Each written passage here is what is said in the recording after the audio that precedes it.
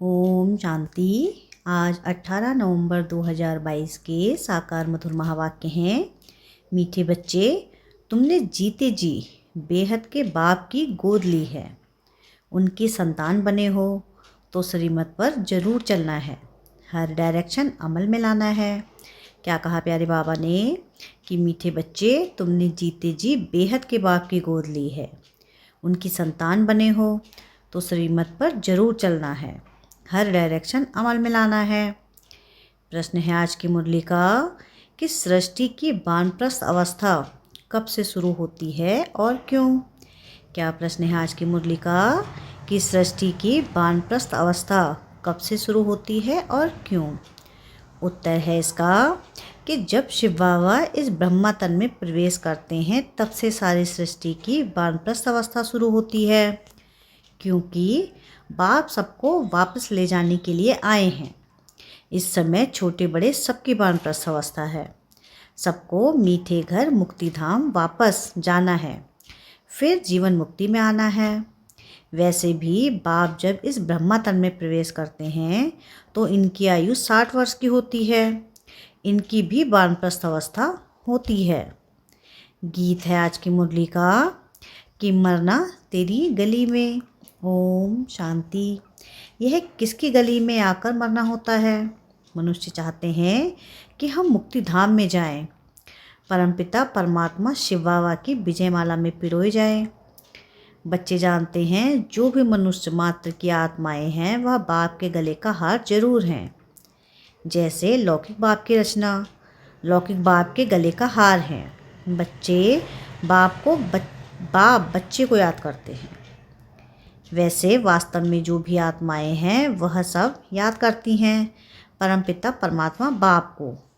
वह है हद का बाप, यह है बेहद का बाप। हर एक मनुष्य चाहते हैं हम मुक्ति प्राप्त करें, क्योंकि निराकार के गले का हार अर्थात मुक्ति और विष्णु के गले का हार अर्थात जीवन मुक्ति।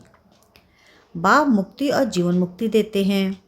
बेहद के बाप के बच्चे बनेंगे तो उनके गले का हार होंगे। लौकिक माँ बाप के गले का हार हैं बच्चे। वह खुद माँ बाप भी किसी के बच्चे होते हैं। गाते हैं तो माता पिता हम बालक तेरे, जब हम तुम्हारे गले का हार बनेंगे तब हम सदा सुखी होंगे। बेहद के बाप को याद करते हैं, परंतु उनके गले का हार कैसे बनेंगे वह आस रहती है। सो तो जब त्रिमूर्ति शिव बाबा आकर तीनों को रचे, ब्रह्मा विष्णु शंकर को, तब ब्रह्मा द्वारा बेहद बाप के गले का हार बन सकें। पहले लौकिक माँ बाप के गले का हार हैं, उनसे जीते जी मरकर पारलौकिक बाप का बने तब वर्षा मिले। जैसे कोई साहूकार गरीब के बच्चे को अडॉप्ट करते हैं तो आकर साहूकार की गोद लेते हैं जीते जी। वह गरीब भी जीते तो है ना, दोनों याद रहते हैं। तुमको भी लौकिक और पारलौकिक दोनों संबंध याद हैं, दोनों से मिलन होता है। तुमने पारलौकिक माँ बाप की गोद ली है, उनसे सुख घनेरे लेने लिए। वह हुई हद की गोद, यह है बेहद की गोद। जीते जी गोद ली है। जानते हो इनकी गोद लेने से हम देवी देवता कुल में सुख घनेरे पाएंगे। तो जिस माता पिता की संतान बने हो उनको जरूर याद करना पड़े। श्रीमत तो गाई हुई है ना, अब तुम प्रैक्टिकल उनकी मत पर चल रहे हो। ऐसे भी नहीं झट से सब अडॉप्ट हो जाते हैं, नहीं आहिस्ते आहिस्ते बनते हैं। अब देवी देवता धर्म की स्थापना हो रही है, झाड़ धीरे धीरे वृद्धि को पाता है। क्रिश्चियन का भी पहले क्राइस्ट आता है, फिर 10 20 50 बढ़ते जाते हैं। यह झाड़ यहाँ सामने बढ़ता है, क्राइस्ट चला जाता है, फिर भी आकर अंत में शामिल होता है। यह तो बेहद का बाप है। बहुतों को शिव बाबा के गले का हार बनना पड़े, तब फिर विष्णु के गले का हार बनेंगे। शिव बाबा तो है निराकार, ब्रह्मा द्वारा मुख वंशावली रचते हैं। त्रिमूर्ति शिव का भी अर्थ है, त्रिमूर्ति ब्रह्मा का अर्थ नहीं निकलता। बाबा करेक्शन भी करते रहते हैं। गोले के नीचे लिखना है स्वदर्शन चक्र, ना कि चरखा। उस गवर्नमेंट का चरखा लगा हुआ है, यहाँ स्वदर्शन चक्र है। दिन प्रतिदिन करेक्शन होती रहती है। बाबा ने समझाया है हमेशा त्रिमूर्ति शिव जयंती कहना है। शिव बाबा ब्रह्मा द्वारा वर्षा देते हैं। शिव बाबा है तो वर्षा भी साथ में जरूर चाहिए। तो यह विष्णु है वर्षा, फिर शंकर द्वारा विनाश गाया हुआ है, इसलिए त्रिमूर्ति का चित्र है मुख्य। त्रिमूर्ति चित्र चला आया है। वहाँ भी तुम राज्य करते हो तो तख्त के पिछाड़ी विष्णु का चित्र रहता है। यह जैसे कोट ऑफ आर्म्स है। इसका अर्थ मनुष्य नहीं जानते। बाप ने तुम बच्चों को समझाया है। यह ज्ञान अभी तुमको मिला है। देवताओं के पास यह ज्ञान नहीं रहता। तीसरा नेत्र तुम ब्राह्मणों का खुलता है। बाप कितना सहज समझाते हैं। मन मना भव। बाप और वर्षे को याद करो। ब्रह्मा मुख वंशावली होना, तुम ज्ञान गंगाएं भी ठहरे। तुम हो ज्ञान सागर द्वारा ब्रह्मा मुख कवल से निकली हुई मुख वंशावली। ज्ञान कुमार कुमारियाँ, तो तुम हो ज्ञान सागर के बच्चे। वास्तव में सच्चा सच्चा तीर्थ तो यह है। आत्माओं और परमात्मा का यह है सच्चा संगम। ज्ञान सागर और ज्ञान गंगाएं। तुम बड़ी गुप्त समझने की बातें हैं। यह बड़ी गुप्त समझने की बातें हैं। मोटी बुद्धि वाले यह नहीं समझ सकेंगे। उन्हों के लिए फिर सहज युक्ति है, शिव बाबा और वर्षे को याद करो। इन द्वारा यह बुद्धि में होने से खुशी का पारा चढ़ेगा। गॉडली स्टूडेंट लाइफ है ना। बेहद का बाप हमको पढ़ा रहे हैं। अभी तुम्हारी बुद्धि में राजयोग का ज्ञान है जिससे तुम प्रारब्ध पाते हो। वहाँ इस नॉलेज की दरकार नहीं। दरकार यहाँ है। बाप कहते हैं कल्प कल्प मैं आकर राजयोग सिखलाता हूँ। रचना के आदि मध्य अंत का राज समझाता हूँ कि यह चक्र कैसे फिरता है। महिमा सारी संगम की है, जबकि पतित पावन बाप आकर पुरानी दुनिया से नई दुनिया में ले जाते हैं। पुरानी दुनिया के विनाश के लिए तैयारियां हो रही हैं। देखते हो आजकल दुनिया में क्या हो रहा है। आज बादशाह है, कल मिलिट्री बिगड़ती है तो बादशाह को भी कैदी बना देते हैं, कोई को भी मार डालते हैं। ऐसे बहुत केस होते रहते हैं। आजकल कोई बात पर भरोसा नहीं, दुख ही दुख है। आज किसको बच्चा हुआ खुशी होगी, कल मर गया तो दुख है ही। दुख की दुनिया। अब बाप नई दुनिया, नई सुख की दुनिया का लायक बना रहे हैं। बाप समझाते हैं बच्चे तुम सो देवी देवता थे, अभी असुर बन पड़े हो। कल तुम देवताओं की महिमा गाते थे, अपने को पापी नीच कहते थे। कहते हैं हम निर्गुण हारे में कोई गुण नहीं, तो जरूर कोई तो तरस किया होगा। इन देवताओं को किसने गुणवान बनाया, यह अभी तुम जानते हो। परमपिता परमात्मा बगैर कोई देवता बना ना सके। मनुष्य बिल्कुल विकारी पतित बन पड़े हैं। बूढ़े हो जाते हैं तो भी विकार नहीं छोड़ते। नहीं तो कायदा है 60 वर्ष के बाद वानप्रस्थ लेना चाहिए। पहले ऐसे करते थे, 60 वर्ष के अंदर अपना बोझ उतार कर बच्चों को दे देते थे। अब 60 वर्ष की आयु में भी बच्चे पैदा करते रहते हैं। बाप कहते हैं इनकी 60 वर्ष की आयु में बहुत जन्मों के अंत के जन्म में जब इनकी वानप्रस्थ अवस्था हुई तब मैंने प्रवेश किया। तब इसने भी सब कुछ छोड़ा। बाप के आने से सारी दुनिया के लिए वानप्रस्थ अवस्था हो जाती है, क्योंकि सबको जाना है वापस। इसलिए बाप कहते हैं मामिका में याद करो, छोटा व बड़ा कोई भी रहेगा नहीं। बाप आकर सबको मीठा बनाते हैं। मुक्ति जीवन मुक्ति दोनों मीठे धाम हैं। विनाश सबका होना है, हिसाब किताब चुकतू भी सबका होता है। सजा खाने में देरी नहीं लगती। जैसे काशी कलवट खाते हैं तो पापों से मुक्त हो जाते हैं, फिर नए से हिसाब शुरू हो जाता है। बाकी मुक्ति में एक भी नहीं जाते। वह समझते हैं शिव पर कुर्बान हो निर्वाण धाम चले जाएंगे। बाप कहते हैं वापस कोई जा नहीं सकते, पुनर्जन्म तो सबको लेना है। यह पहला नंबर ही पूरे पुनर्जन्म लेते हैं, तो जरूर पीछे वाले भी लेंगे। तुमने 84 जन्म लिए हैं, शुरू से ही तुम्हारा पाठ चलता है। तुम्हारा यह कल्याणकारी लीप जन्म है। इस जन्म में अथवा इस धर्माऊ युग में तुम धर्मात्मा बनते हो।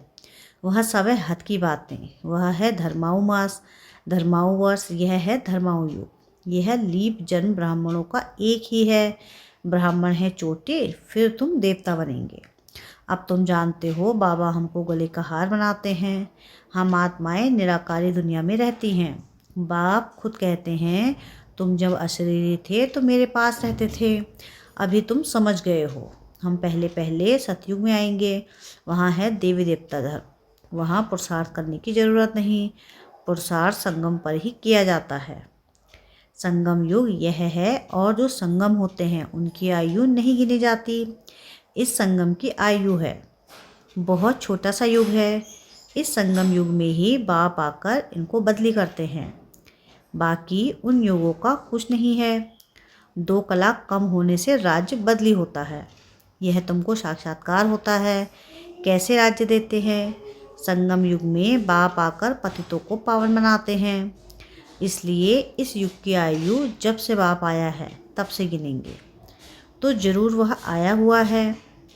वही ज्ञान का सागर है।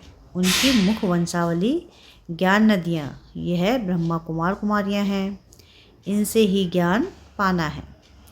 बाबा ने कहा है कोई ऐसी नई चीज़ बनाओ जो समझाना सहज हो, उसमें त्रिमूर्ति शिव जयंती लिखो। बाबा डायरेक्शन देते हैं, परंतु बनाने वाला होशियार चाहिए। इस ज्ञान यज्ञ में विघ्न भी किस्म किस्म के पड़ते हैं, फिर सर्विस ढीली हो जाती है। शिव जयंती आई की आई, बड़े धूमधाम से मनानी है। दिल्ली में तो बहुत धूमधाम हो सकती है। दोनों के कोट ऑफ आर्म्स दिखाएंगे।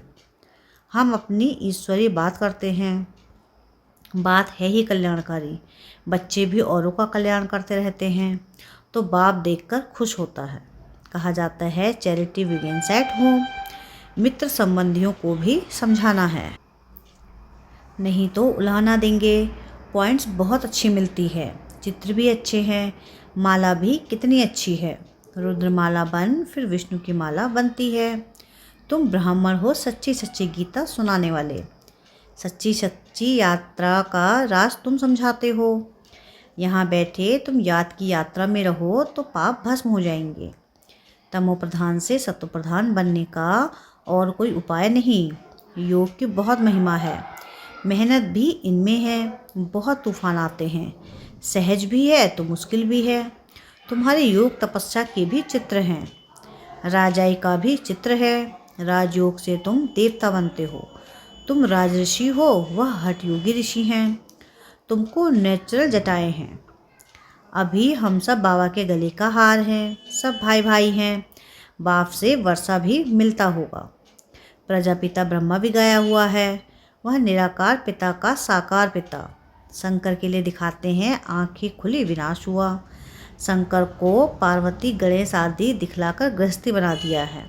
अंधश्रद्धा बहुत है। बाप कहते हैं मैंने तुमको साहूकार बनाया था, तुमने मंदिर बनाकर शास्त्र बनाकर दान कर फालतू खर्चा करते करते दुर्गति को पा लिया है। यह भी ड्रामा में नूत थी। तब तो बाप बैठ समझाते हैं। बाबा तुमको त्रिकालदर्शी बनाते हैं, तीनों कालों का ज्ञान तुम्हारी बुद्धि में है। अच्छा, मीठे मीठे सिकिलधे बच्चों प्रति माता पिता बाप दादा का याद प्यार और गुड मॉर्निंग। रूहानी बाप की रूहानी बच्चों को नमस्ते। हम रूहानी बच्चों की रूहानी बाप दादा को याद प्यार गुड मॉर्निंग और नमस्ते। शुक्रिया प्यारे बाबा, शुक्रिया। अच्छा, धारणा के लिए मुख्य सार है। आज की पहली पॉइंट है कि यह धर्माऊ युग है। इस समय धर्मात्मा बनना है, सबका कल्याण करना है, मुक्ति और जीवन मुक्ति में चलने का रास्ता बताना है। क्या है धारणा के लिए मुख्य सार की पहली पॉइंट? कि यह धर्माऊ युग है। इस समय धर्मात्मा बनना है, सबका कल्याण करना है, मुक्ति और जीवन मुक्ति में चलने का रास्ता बताना है। सेकंड पॉइंट है कि हमारी यह गॉडली स्टूडेंट लाइफ है। बेहद का बाप हमको पढ़ा रहा है, इस खुशी में रहना है। क्या है सेकंड पॉइंट? कि हमारी यह गॉडली स्टूडेंट लाइफ है। बेहद का बाप हमको पढ़ा रहा है, इस खुशी में रहना है।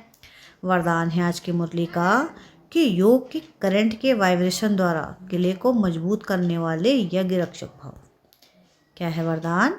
कि योग की करंट के वाइब्रेशन द्वारा किले को मजबूत करने वाले यज्ञ रक्षक भव। जैसे ब्राह्मण फैमिली बढ़ाने की प्लानिंग करते हो, ऐसे अब यह भी प्लान करो कि जो भी आत्मा ब्राह्मण परिवार के किनारे नहीं हो जाए, किले को ऐसा मजबूत बनाओ जो कोई जा ही नहीं सके। चारों ओर करंट की तारें लगा देते हैं। तो आप भी योग के वाइब्रेशन द्वारा करंट की तारें लगा दो। जब इस यज्ञ के किले को अपने योग के पावरफुल वाइब्रेशन द्वारा मजबूत बनाने का संकल्प इमर्ज हो, तब कहेंगे यज्ञ रक्षक। स्लोगन है आज की मुरली का, ज्ञानी तू आत्मा वह है जिसका कर्म साधारण होते भी स्थिति पुरुषोत्तम हो। क्या है स्लोगन आज का? कि ज्ञानी तू आत्मा वह है जिसका कर्म साधारण होते भी स्थिति पुरुषोत्तम हो। अच्छा, ओम शांति, ओम शांति, ओम शांति।